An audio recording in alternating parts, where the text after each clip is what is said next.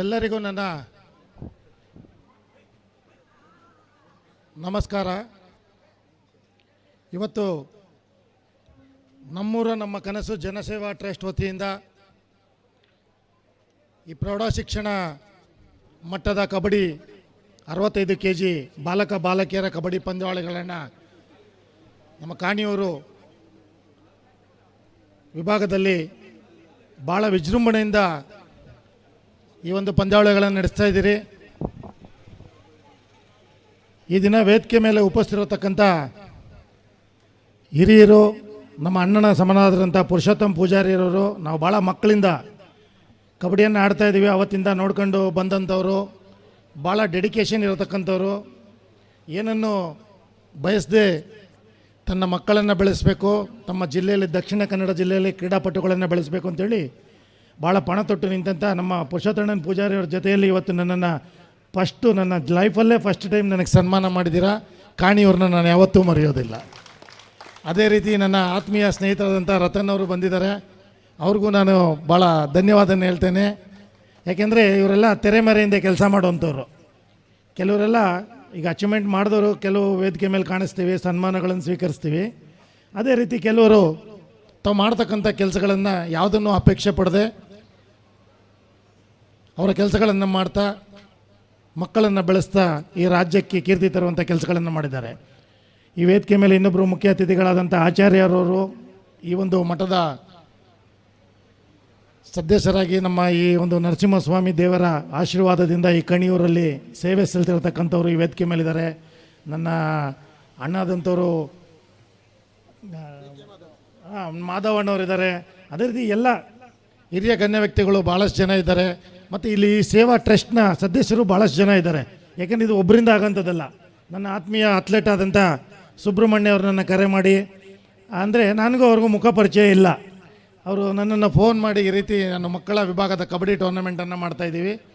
ಅವರು ಅವರ ಇಂಟ್ರಡಕ್ಷನ್ ಹೇಳ್ಕೊಂಡ್ರು.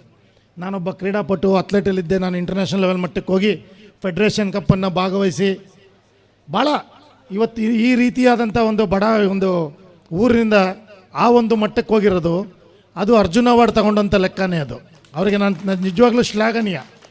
ಯಾಕೆಂತಂದರೆ ಇವತ್ತು ಪ್ರೋತ್ಸಾಹಗಳು ಯಾವ ಥರ ಇರುತ್ತೆ, ಮಕ್ಕಳು ಯಾವ ರೀತಿ ಬೆಳೀತಾರೆ, ತಂದೆ ತಾಯಿಗಳು ಯಾವ ರೀತಿ ಬೆಳೆಸ್ತಾರೆ, ಗುರು ಹಿರಿಯರು ಅವ್ರಿಗೆ ಯಾವ ರೀತಿ ಮಾರ್ಗದರ್ಶನ ಕೊಡ್ತಾರೆ ಅನ್ನೋದು ಭಾಳಷ್ಟು ಮುಖ್ಯ. ಸೊ ಎಲ್ಲೋ ಒಂದು ಕಡೆ ಅವರಿಗೆ ಯಾವುದೋ ಒಂದು ಒಂದು ಸಮಯದಲ್ಲಿ ಅವರಿಗೆ ಎಲ್ಲಿ ಪುಷ್ ಮಾಡಬೇಕಾಗಿತ್ತೋ ಆ ಜಾಗದಲ್ಲಿ ಯಾರೂ ಇರೋದಿಲ್ಲ. ಸೊ ಗುರು ನಮಗೆ ಗುರಿ ಇರ್ಬೋದು, ಭಾಳಷ್ಟು ನಮ್ಮ ಹಿಂದೆ ಗುರು ಇರಬೇಕು. ಆ ಗುರಿ ತಲುಪುವಂಥ ಛಲ ನಮ್ಮಲ್ಲಿರಬೇಕು. ಅದೆಲ್ಲ ಇದ್ದರೂ ಎಲ್ಲೋ ಒಂದು ಕಡೆ ಅವ್ರಿಗೆ ಗುರು ಇರಲಿಲ್ಲ ಅನಿಸುತ್ತೆ, ಮತ್ತು ಯಾವುದೋ ಒಂದು ಪುಷ್ ಇರಲಿಲ್ಲ ಅನಿಸುತ್ತೆ, ಮತ್ತು ಯಾವ ರೀತಿ ಅವ್ರಿಗೆ ಮಾರ್ಗದರ್ಶಕರು ಇರಲಿಲ್ಲ ಅನಿಸುತ್ತೆ. ಸೊ ಅದರಿಂದ ಅವರು ಆ ಮಟ್ಟಕ್ಕೆ ಹೋಗಿರೋದೇ ಒಂದು ರಾಷ್ಟ್ರ ಪ್ರಶಸ್ತಿ ತಗೊಂಡಂಗೆ ಅಂತ ಹೇಳೋದಕ್ಕೆ ನಾನು ಇಷ್ಟ ಬೀಳ್ತೇನೆ. ಅದೇ ರೀತಿ ಇವತ್ತು 1990ರಿಂದ ನನ್ನ ಅಚೀವ್ಮೆಂಟನ್ನು ಬಯೋಡಾಟಲ್ಲಿ ಹಾಕಿದ್ದೀನಿ. ಅದು ನನ್ನದೇ ಮಿಸ್ಟೇಕು, ಕ್ಷಮಿಸಬೇಕು. ನಾನು ಮೊದಲು ಕರ್ನಾಟಕವನ್ನು ರೆಪ್ರೆಸೆಂಟ್ ಮಾಡಿದ್ದು 1988ರಲ್ಲಿ. ಆಗ ನನ್ನ ವಯಸ್ಸು 14 ವರ್ಷ. ಇವತ್ತು ನೀವೇನು ಈ ಮಕ್ಕಳನ್ನು ನೋಡ್ತಾ ಇದ್ದೀರಾ ಕಬಡ್ಡಿಯಲ್ಲಿ, ಅದೇ ವಯಸ್ಸಲ್ಲಿ ನಾನು ಕಬಡ್ಡಿಯಲ್ಲಿ ಕರ್ನಾಟಕ ತಂಡವನ್ನು ಮೊದಲು ಪ್ರತಿನಿಧಿಸಿದ್ದಂಥದ್ದು. ಅದರಲ್ಲಿ ನನಗೆ ಜೀವನ ಕೊಟ್ಟಂಥದ್ದು ದಕ್ಷಿಣ ಕನ್ನಡನೇ. ನಾನು ಕರ್ನಾಟಕವನ್ನು ಪ್ರತಿನಿಧಿಸಿದ್ದು ಮಂಗಳೂರಲ್ಲಿ, ಮಂಗಳ ಸ್ಟೇಡಿಯಮಲ್ಲಿ ಮೊದಲು. ಅದೇ ರೀತಿ ನನಗೇನಾದರೂ ನನ್ನ ಭವಿಷ್ಯವನ್ನು ನಿರ್ಮಿಸಿದೆ ಅಂತ ಹೇಳಿದ್ರೆ ಅದು ನನಗೆ ಮೊದಲ ಬಾರಿಗೆ ದಕ್ಷಿಣ ಕರ್ನಾಟಕದ ಮುಲ್ಕಿ ಸುಂದರರಾಮ್ ಶೆಟ್ಟಿಯವರು ಸ್ಥಾಪಿಸಿದಂಥ ವಿಜಯ ಬ್ಯಾಂಕ್. ಸೊ ಇಷ್ಟೆಲ್ಲ ನನಗೆ ಪ್ರೋತ್ಸಾಹ ಕೊಟ್ಟಂಥದ್ದು ದಕ್ಷಿಣ ಕನ್ನಡ. ನಾನು ಯಾವತ್ತೂ ಮರೆಯೋಕ್ಕಾಗೋದಿಲ್ಲ. ಯಾಕೆಂತಂದರೆ ನಮ್ಮ ಸುಬ್ರಹ್ಮಣ್ಯವ್ರು ಕರೆದ ತಕ್ಷಣ ನನಗೆಲ್ಲ ಒಂದು ಕಡೆ ಬಾಂಧವ್ಯ. ದಕ್ಷಿಣ ಕನ್ನಡ ಅಂದರೆ ನನಗೆ ಅಷ್ಟು ಪ್ರೀತಿ. ನಿಮ್ಗೆ ಗೊತ್ತಾಯ್ತಲ್ಲ ಏನಕ್ಕೆ ಅಂತ. ಸೊ ನಾನು ಮರೆಯೋಕ್ಕಾಗೋದಿಲ್ಲ. ಯಾಕೆಂತಂದರೆ ಈಗ ಭಾಳಷ್ಟು ಜನ ನಮ್ಮ ಸ್ನೇಹಿತರೇ ನಮ್ಮನ್ನೆಲ್ಲ ಕರೆದಾಗೂ ನಾವು ಹೋಗೋಕ್ಕಾಗೋದಿಲ್ಲ. ನಾನು ಸುಮಾರು 20 ವರ್ಷಗಳ ಹಿಂದೆ ಬಂದಂಥದ್ದು ಅಥ್ಲೆಟಿಕ್ಸ್ಗೆ. ನಮ್ಮ ಸರ್ ಇಲ್ಲೇ ಇದ್ದಾರೆ, ಹೆಸರು ಮಾಡ್ಬಿಟ್ಟೆ, ವಾಲಿಬಾಲ್ಗೆ, ಮಣಪ್ಪಾಡಿ ವಾಲಿಬಾಲ್ಗೆ ಬಂದಂಥದ್ದು. 20 ವರ್ಷದ ನಂತರ ನಾನು ಸುಬ್ರಹ್ಮಣ್ಯಕ್ಕೆ ಬರ್ತಾಯಿದ್ದೀನಿ. ಅದು ಸುಬ್ರಹ್ಮಣ್ಯನ ಆಶೀರ್ವಾದ. ಸುಬ್ರಹ್ಮಣ್ಯ ನನ್ನನ್ನು ಕರೆಸ್ಕೊಂಡಿದ್ದಾರೆ ಸುಬ್ರಹ್ಮಣ್ಯನ ಮುಖಾಂತರ. ಸುಬ್ರಹ್ಮಣ್ಯನ ದರ್ಶನವನ್ನು ಮಾಡಿದ್ದೇನೆ. ಈ ಕಬಡ್ಡಿಗೂ ಒಳ್ಳೆಯದಾಗಲಿ ಮುಂದಕ್ಕೆ ಅಂತ. ನಾನು ಇವತ್ತು ಭಾಳಷ್ಟು ನೋಡಿದೆ ಮಕ್ಕಳನ್ನು. ಈ ವಯಸ್ಸಿನಲ್ಲಿ ಭಾಳ ಮುಖ್ಯ. ಈಗ ಏನು 14 ವರ್ಷ 15 ವರ್ಷದಲ್ಲಿ ಪ್ರೌಢ ಶಿಕ್ಷಣ ಮಟ್ಟದಲ್ಲಿ ಏನು ಮಕ್ಕಳು ಆಡ್ತಾ ಇದ್ದಾರೆ, ಇದು ಭಾಳ ಮುಖ್ಯವಾದಂಥದ್ದು. ಸೀನಿಯರ್ ಲೆವೆಲ್ಲು, ಅಂತಾರಾಷ್ಟ್ರೀಯ ಲೆವೆಲ್ಲು, ಇಂಟರ್ನ್ಯಾಷನಲ್ ಲೆವೆಲ್ಲು, ಆಮೇಲೆ ಬಟ್ ಈಗೇನು ಈ ಲೆವೆಲ್ ಇದೆಯಲ್ಲ ಇದು ಭಾಳಷ್ಟು ಮುಖ್ಯವಾದಂಥದ್ದು. ಇವತ್ತು ಮಕ್ಕಳುಗಳು ಈ ಮಟ್ಟದಲ್ಲಿ ಯಾರು ಕಬಡ್ಡಿಯನ್ನು ತಮ್ಮ ಜರ್ಸಿ ಬನಿಯನ್ನು ಹಾಕ್ಕೊಂಡು ಕಬಡ್ಡಿ ಅಂಕಣದ ತಾಯಿ ನನ್ನ ತಾಯಿ ಕಬಡ್ಡಿಯನ್ನು ಶ್ರಮಿಸಿ ಕಬಡ್ಡಿಗೆ ನಮಿಸಿ ಕಬಡ್ಡಿಯನ್ನು ಆಡ್ತಾ ಇದ್ದಾರಲ್ಲ, ಅವರನ್ನು ಕಬಡ್ಡಿ ಯಾವತ್ತೂ ಕೈ ಬಿಡೋದಿಲ್ಲ. ಹಾಗಂತ ಎಲ್ಲರನ್ನೂ ಕೈ ಬಿಡೋದಿಲ್ಲ ಅಂತ ಹೇಳೋದಿಲ್ಲ. ಯಾರು ಶ್ರದ್ಧೆ, ನಿಷ್ಠೆ, ಭಕ್ತಿ, ಗುರು ಹಿರಿಯರಿಗೆ ಗೌರವ, ತಾಯಿ ತಂದೆಗಳಿಗೆ ಗೌರವ, ಇವನ್ನೆಲ್ಲ ಕೊಟ್ಕೊಂಡು ಕಬಡ್ಡಿ ಮಣ್ಣನ್ನು ಯಾರು ನಂಬಿದ್ರು ಆ ಕಬಡ್ಡಿ ತಾಯಿ ಯಾವತ್ತೂ ಕೈ ಬಿಡೋದಿಲ್ಲ. ಉದಾಹರಣೆಗೆ ನನ್ನನ್ನೇ ತಗೊಬೋದು. ಯಾಕಂದರೆ ಕಬಡ್ಡಿ ಆಡಿದವರೆಲ್ಲ ಅಂತಾರಾಷ್ಟ್ರೀಯ ಮಟ್ಟಕ್ಕೆ ಹೋಗೋಕ್ಕಾಗೋದಿಲ್ಲ, ಕಬಡ್ಡಿ ಆಡಿದವರೆಲ್ಲ ಅರ್ಜುನ ಅವಾರ್ಡ್ ತಗೊಳಕ್ಕಾಗೋದಿಲ್ಲ, ರಾಜ್ಯ ಮಟ್ಟಕ್ಕೆ ಹೋಗೋಕ್ಕಲ್ಲ. ಯಾಕೆ ಅಂತಂದರೆ ಒಂದು ಪ್ರಶಸ್ತಿ ಹಿಂದೆ, ಒಂದು ಸಾಧನೆ ಹಿಂದೆ ಭಾಳಷ್ಟು ಶ್ರಮ ಇರುತ್ತೆ, ನೋವುಗಳು ಸಾವಿರ ಬರುತ್ತೆ. ಅದನ್ನೆಲ್ಲ ತಡೆಯುವಂಥ ಶಕ್ತಿ ನಿಮಗೆ ಕೊಡಬೇಕು ದೇವರು.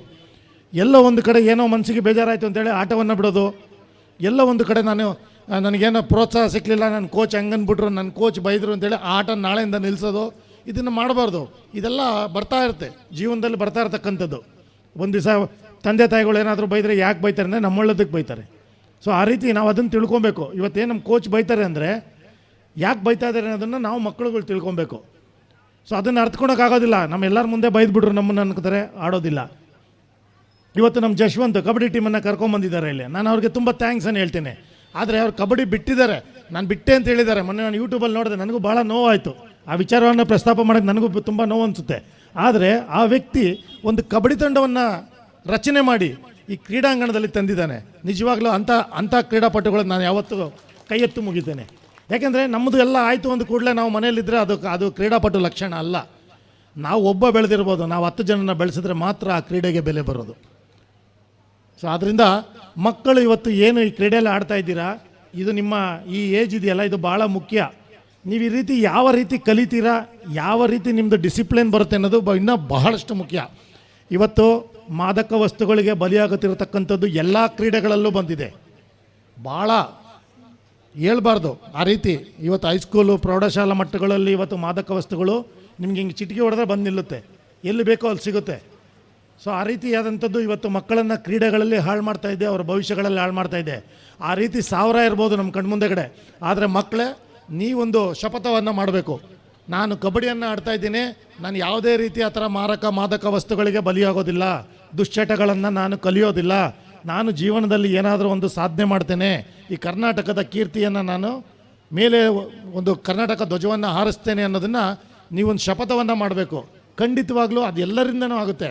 ಯಾರಿದೆಲ್ಲ ಮಾಡ್ತಾರೆ ಅವರು ಖಂಡಿತವಾಗ್ಲೂ ಈ ರಾಜ್ಯಕ್ಕೆ ಕೀರ್ತಿ ತರುವಂಥ ಕ್ರೀಡಾಪಟುಗಳು ಬರ್ತಾರೆ. ನಾನು ಈಗ ಸ್ವಲ್ಪ ಹೊತ್ತು ಮುಂಚೆ ಕೂತ್ಕೊಂಡು ನೋಡಿದೆ, ಆದರೆ ಆಡ್ತಿರತಕ್ಕಂಥದ್ದು ಆಟ ಕಬಡ್ಡಿ ಆಟ.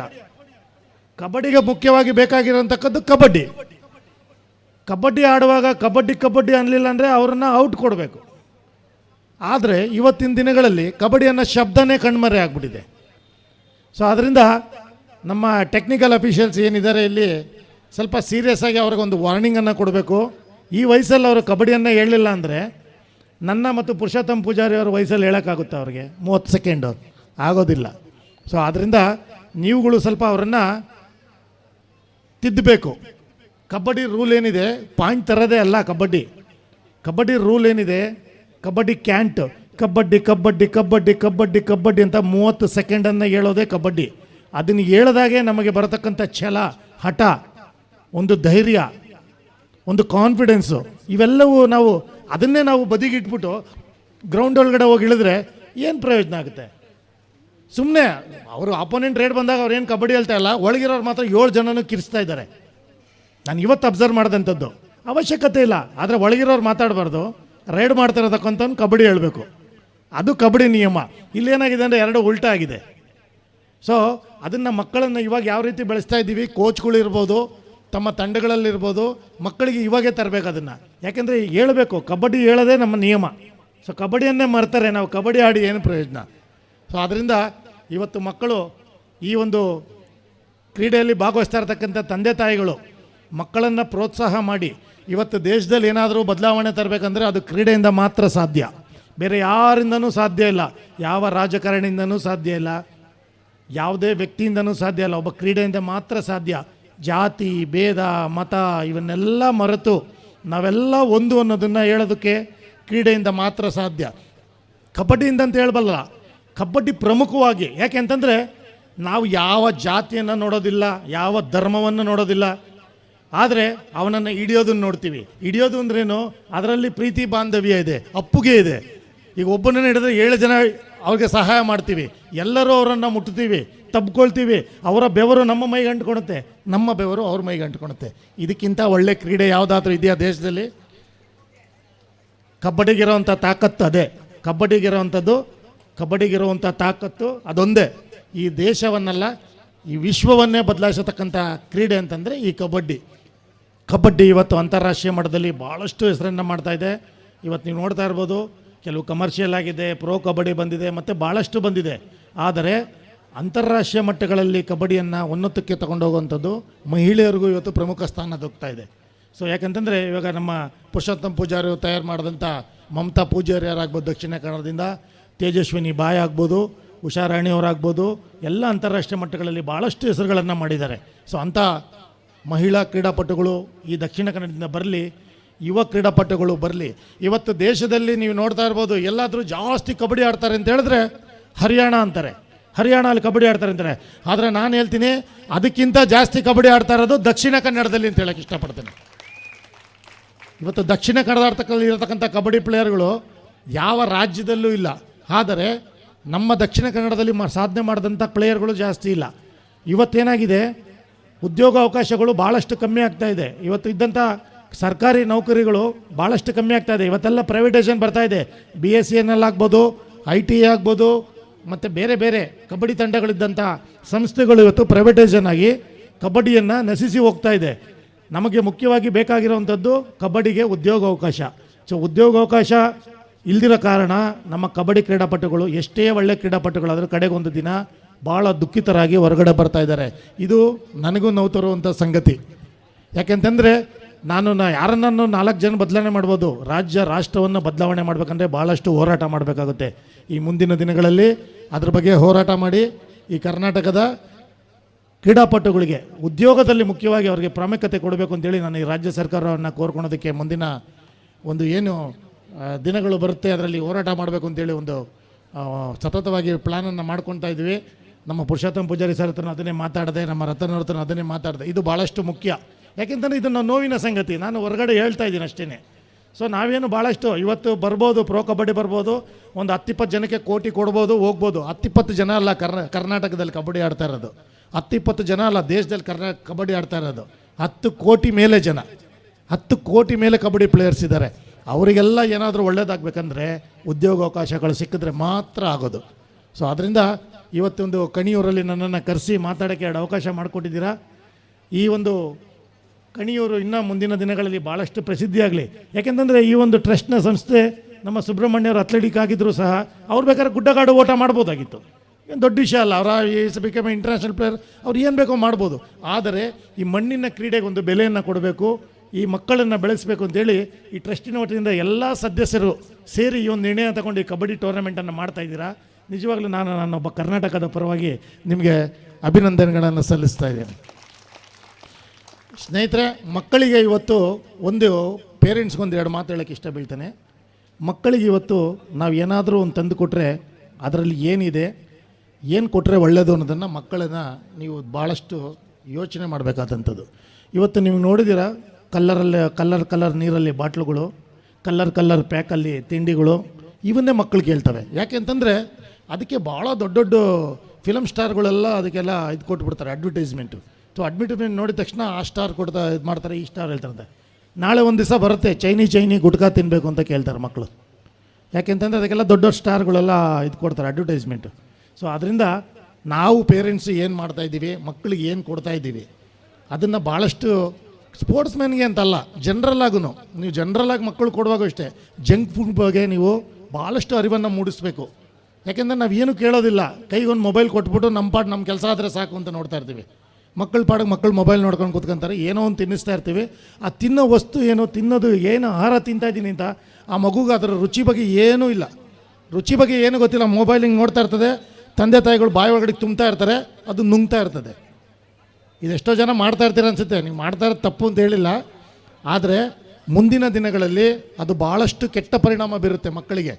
ಸೊ ಅದರಿಂದ ಕೆಲವು ಕೊಡತಕ್ಕಂಥ ಪದಾರ್ಥಗಳನ್ನು ಮಕ್ಕಳಿಗೆ ಯಾವ ರೀತಿ ಕೊಡ್ತಾ ಇದ್ದೀವಿ, ಯಾಕೆಂದರೆ ಮಕ್ಕಳೇ ನಾಳಿನ ಈ ರಾಷ್ಟ್ರದ ಭವಿಷ್ಯ. ಇವತ್ತು 3 ವರ್ಷ ಬಾಳಿದ ಮರ ಮನೆಯ ತೊಲೆಯಾಗಿ ನಿಲ್ಲುವುದು 100 ವರ್ಷ. 100 ವರ್ಷ ಬಾಳಿದ ಮನುಷ್ಯ ಎಣವಾಗಿ ಉಳಿಯುವುದಿಲ್ಲ 3 ದಿವಸ. 3 ವರ್ಷ ಬಾಳಿದ ಮರ 100 ವರ್ಷ ನಿಲ್ಲುತ್ತಂತೆ ಮನೆಯಲ್ಲಿ, ಆದರೆ 100 ವರ್ಷ ಬದುಕಿದ್ದ ಮನುಷ್ಯ 3 ದಿವಸ ಇಡೋದಿಲ್ಲ ಮನೆಯಲ್ಲಿ. ಸೊ ಯಾಕೆ ಈ ಮಾತು ಹೇಳ್ತಾ ಇದ್ದೀನಿ ಅಂತಂದರೆ, ಆ 3 ವರ್ಷ ಇದ್ದಂಥ ಮರ, ಅದಕ್ಕೆ ಕೊಟ್ಟಂಥ ಪೌಷ್ಟಿಕಾಂಶ, ಅದು ಬೆಳೆದಂಥ ರೀತಿ, ಅದರಲ್ಲಿರತಕ್ಕಂಥ ತಾಕತ್ತು, ಅವೆಲ್ಲ ಆ ಮಕ್ಕಳಿಗೆ ಬರಬೇಕು, ಆ ಮಕ್ಕಳಲ್ಲಿ ಇರಬೇಕು. ಸೊ ಆದ್ದರಿಂದ ನೀವೆಲ್ಲರೂ ಈ ಮಕ್ಕಳನ್ನು ಬೆಳೆಸ್ತೀರಾ, ಮಕ್ಕಳನ್ನು ಒಳ್ಳೆ ರೀತಿಯಲ್ಲಿ ಬೆಳೆಸಿ. ಕ್ರೀಡಾಪಟುನೇ ಆಗಬೇಕು ಅಂತೇನಿಲ್ಲ, ಕಲೆ, ಕ್ರೀಡೆ, ಸಾಂಸ್ಕೃತಿಕ ಯಾವುದರಾದರಲ್ಲಿ ಒಂದರಲ್ಲಿ ಮಕ್ಕಳನ್ನು ಆ್ಯಕ್ಟಿವಿಟಿಗೆ ಬಿಡಿ. ಮಕ್ಕಳನ್ನು ಬರೀ ಓದೋದರಲ್ಲೇ ಬಿಟ್ಟರೆ ಖಂಡಿತವಾಗ್ಲೂ ಮಕ್ಕಳು ಭವಿಷ್ಯ ರೂಪಿಸ್ತಾರೆ ಅಂತ ದಯವಿಟ್ಟು ತಿಳ್ಕೊಬೇಡಿ. ಇಂಜಿನಿಯರ್ ಆಗ್ಬೋದು, ಡಾಕ್ಟ್ರ್ ಆಗ್ಬೋದು, ಏನಾದರೂ ಆಗ್ಬೋದು, ಅವ್ರಿಗೋಸ್ಕರ ಆಗ್ತಾರೆ. ಆದರೆ ಈ ನಾಡಿನ ಭವಿಷ್ಯಕ್ಕೆ 4 ಜನ ಉಪಯೋಗಕ್ಕೆ ಏನಾದರೂ ಬರಬೇಕಂತಂದರೆ ಮಕ್ಕಳನ್ನು, ಅದು ನಿಮ್ಮ ಕೈಯಲ್ಲಿದೆ, ಅದು ನೀವು ಬೆಳೆಸಬೇಕು. ಕ್ರೀಡೆಗಳಲ್ಲಿ ಭಾಗವಹಿಸಬೇಕು, ಚಟುವಟಿಕೆಗಳಲ್ಲಿ ಭಾಗವಹಿಸಬೇಕು. ಮಕ್ಕಳನ್ನು ಬ್ಯುಸಿಯಾಗಿಡಿ. ಯಾವತ್ತು ಕ್ರೀಡೆ ಜೊತೆಯಲ್ಲಿ ಓದಿನ ಜೊತೆಯಲ್ಲಿ ಕ್ರೀಡಾಭ್ಯಾಸಗಳನ್ನು ಮಕ್ಕಳು ಮಾಡ್ತಾರೋ ಆ ಮಕ್ಕಳು ಯಾವತ್ತೂ ತಪ್ಪು ದಾರಿಯನ್ನು ಹಿಡಿಯೋದಿಲ್ಲ, ಯಾವುದೇ ಕಾರಣಕ್ಕೂ ತಪ್ಪು ದಾರಿಗೆ ಹೋಗೋದಿಲ್ಲ ಮಕ್ಕಳು. ಒಬ್ಬ ಕ್ರೀಡಾಪಟು ಯಾರಾದರೂ ಇದ್ದರೆ ನೀವು ಕಣ್ಣು ಮುಚ್ಕೊಂಡು ನಂಬಿ ಅವನನ್ನು, ಯಾಕಂದರೆ ಅಂಥ ಕ್ರೀಡಾಪಟುಗಳು ಯಾವತ್ತೂ ಸುಳ್ಳು ಹೇಳೋದಿಲ್ಲ, ಒಬ್ಬರಿಗೆ ಮೋಸ ಮಾಡೋದಿಲ್ಲ. ನೀವೆಲ್ಲಾದರೂ ಉದಾಹರಣೆ ಇದ್ದರೆ ಹೇಳಿ, ಒಳ್ಳೆ ಕ್ರೀಡಾಪಟು ಯಾರಿಗಾದರೂ ಸುಳ್ಳು ಹೇಳಿದ್ದಾನೆ, ಯಾರಿಗಾದರೂ ಮೋಸ ಮಾಡಿದ್ದಾನೆ ಅಂತ ನಿಮ್ಮ ಉದಾಹರಣೆ ಇದ್ದರೆ ಈ ವೇದಿಕೆ ಮೇಲೆ ಬಂದು ಹೇಳಿ, ನಾನು ಕೇಳ್ತೇನೆ. ಸೊ ಆದ್ದರಿಂದ ಆ ಕ್ರೀಡೆಗಿರುವಂಥ ತಾಕತ್ತದು, ಆ ಕ್ರೀಡಾ ಮನೋಭಾವನೆ ಅನ್ನೋದೇನಿದೆಯಲ್ಲ ಅದನ್ನು ಬೆಳೆಸಬೇಕು ಮಕ್ಕಳಲ್ಲಿ. ಮಕ್ಕಳಿಗೆ ಇದೆಲ್ಲ ಬಂದರೆ ಈ ರಾಜ್ಯದ, ರಾಷ್ಟ್ರದ ಸತ್ಪ್ರಜೆಯಾಗಿ ಬೆಳೀತಾರೆ ಅಂತ ಹೇಳೋದಕ್ಕೆ ಇಷ್ಟ ಬೀಳ್ತೇನೆ. ಇವತ್ತು ಈ ಒಂದು ನನ್ನ ಸುಬ್ರಹ್ಮಣ್ಯರು ಹೇಳೋದು, ಇದು ಸಣ್ಣ ಊರು ಸರ್, ಸಣ್ಣ ಫಂಕ್ಷನ್ ಅಂತ. ನೋಡಿ, ಫಂಕ್ಷನ್ ಎಷ್ಟನ ಸಣ್ಣದಾಗಿರ್ಬೋದು, ಎಷ್ಟು ಜನ ಇದ್ದಾರೆ ಅನ್ನೋದು ಮುಖ್ಯ ಅಲ್ಲ. ಇಲ್ಲಿ ಈ ಜಾಗದಲ್ಲಿ ಎಷ್ಟು ಜನ ಇದ್ದಾರೆ ಅನ್ನೋದು ಮುಖ್ಯ ಅಲ್ಲ, ಎಂಥ ಜನ ಇದ್ದಾರೆ ಅನ್ನೋದು ಮುಖ್ಯ. ಈ ಜನ ಇದ್ದಾರಲ್ಲ, ಇಲ್ಲಿ ಈ ಜನ ಇದ್ದಾರಲ್ಲ, ನೀವೆಲ್ಲ ಎಂಥ ಜನ ಇದ್ದಾರೆ ಅನ್ನೋದು ಮುಖ್ಯ. ಸುಮ್ಮನೆ ಕ್ರೌಡ್ ತುಂಬ್ಕೊಂಡು ಓ ಅಂತ ಕಿರ್ಚೋದಲ್ಲ ಜನ. ಇವತ್ತು ನೋಡಿ, ಪಿನ್ ಡ್ರಾಪ್ ಸೈಲೆಂಟ್ ಈ ರೀತಿ ಏನಾದರೂ ಕಾರ್ಯಕ್ರಮ ನಡೆದಿದ್ರೆ, ಎಲ್ಲಾದರೂ ನಾನು ಹೋಗಿದ್ರೆ, ಇದು ಕಣಿಯೂರೇ ಮೊಟ್ಟ ಮೊದಲು. ಇಷ್ಟು ನಿಶ್ಚಿಂತೆ ಬಗ್ಗೆ ಕೇಳ್ತಾ ಇದ್ದೀರಾ ಈ ಒಂದು ಮಾತನ್ನು. ಸೊ ಯಾಕೆ ಅಂತಂದರೆ ಇದೇ ಬೇಕಾಗಿರೋದು. ಜನಗಳು ಮುಖ್ಯ ಅಲ್ಲ, ಜನಗಳಿಗೆಲ್ಲ ಕಾಸು ಕೊಟ್ಟರೆ ಬಂದು ತುಂಬ್ಕೊಂಬಂದು ಜನ ತುಂಬ್ತಾರೆ, ಅದೆಲ್ಲ ಮುಖ್ಯ. ಎಷ್ಟು ಜನ ಇದ್ದಾರೆ ಅನ್ನೋದು ನಮಗೆಲ್ಲ ಮುಖ್ಯ, ಎಂಥ ಜನ ಇದ್ದಾರೆ ಅನ್ನೋದು ಮುಖ್ಯ. ಎಂಥ ಕಾರ್ಯಕ್ರಮ, ಎಷ್ಟು ದೊಡ್ಡ ಕಾರ್ಯಕ್ರಮ ಅಲ್ಲ, ಎಂಥ ಕಾರ್ಯಕ್ರಮ ಅನ್ನೋದು ಮುಖ್ಯ. ಅದನ್ನು ಮಾಡಿ ತೋರಿಸಿದ್ದಾರೆ ನಮ್ಮ ಸುಬ್ರಹ್ಮಣ್ಯ ಮತ್ತು ಅವ್ರ ಟೀಮು ಯಾಕಂದರೆ ಇದು ಒಬ್ಬರ ಕೈಯಲ್ಲಿ ಆಗೋವಂಥದ್ದಲ್ಲ, ಇದು ಒಬ್ಬರ ಕೈಯಲ್ಲಿ ಆಗೋವಂಥ ಕೆಲಸ ಅಲ್ಲ. ನಾವು ಸುಬ್ರಹ್ಮಣ್ಯ ಅವ್ರು ಹೇಳ್ಬೋ ಅಷ್ಟೇ. ನನಗೆ ಗೊತ್ತಿರೋ ಸುಬ್ರಹ್ಮಣ್ಯದಿಂದ ಈ ಟ್ರಸ್ಟಲ್ಲಿ ನೋಡಿ ಇಲ್ಲಿ ಕುಂತಿದ್ದಾರೆ ನೋಡಿ, ಎಲ್ಲ ನೋಡಿ, ಚಿಕ್ಕ ಹುಡುಗರು ನೋಡಿ, ಇವರೆಲ್ಲ ಕುಂತಿದ್ದಾರೆ, ಎಲ್ಲ ನನ್ನ ಕೆಲಸ ಮಾಡ್ತಾರೆ. ರಾತ್ರಿ ಎಲ್ಲರೂ ಹೋದ್ಮೇಲೆ ಇವರೇ ಎಲ್ಲ ಮ್ಯಾಟೆ ತಕ್ಕೋದಿಲ್ಲ. ಸೊ ಅದರಿಂದ ಈ ಒಂದು ಸಂಸ್ಥೆ ಇನ್ನೂ ಒಳ್ಳೆ ಉನ್ನತ ಮಟ್ಟಕ್ಕೆ ಬೆಳೀಲಿ, ಕ್ರೀಡೆಗೂ ಪ್ರೋತ್ಸಾಹ ಕೊಡಲಿ, ಕಲೆಗೂ ಕೊಡಿ.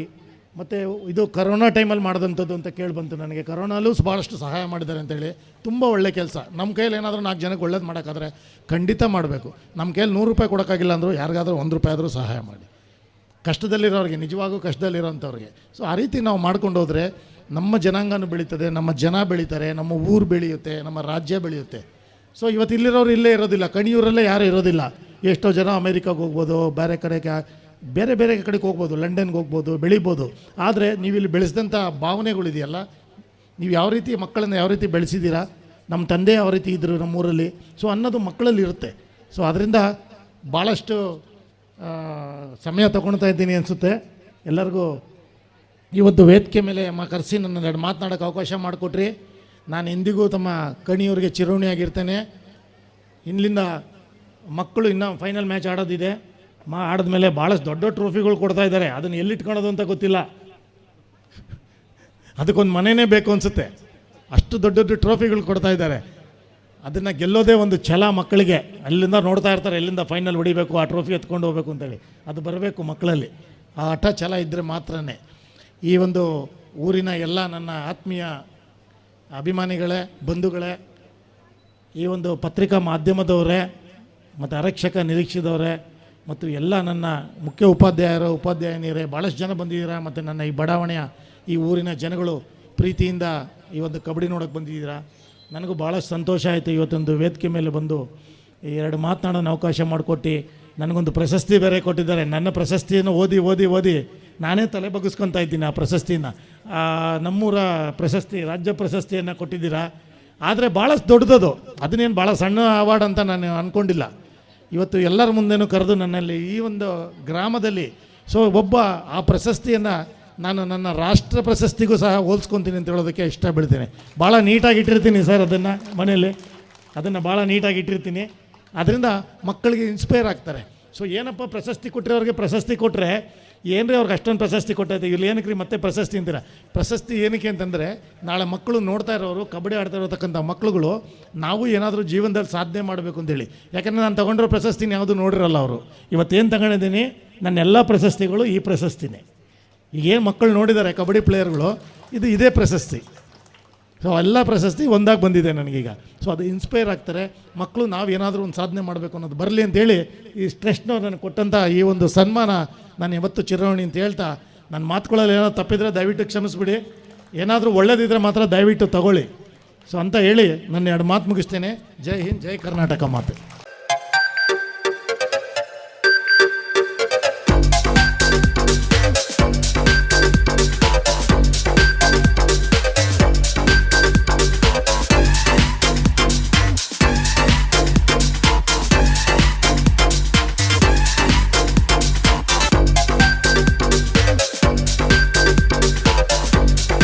Navratan Electrical and Plumbing Wholesale Dealers in Electricals, Plumbing, Hardware, Home Appliances, Sanitary, LED Lights and Electronics. All brands electronics and electrical items are under one roof. Navratan Electrical and Plumbing, opposite Sachin Traders, Main Road, Darbe, Puttur. Contact 8105973951, 9481644951. 9663814451, 08251 200 551.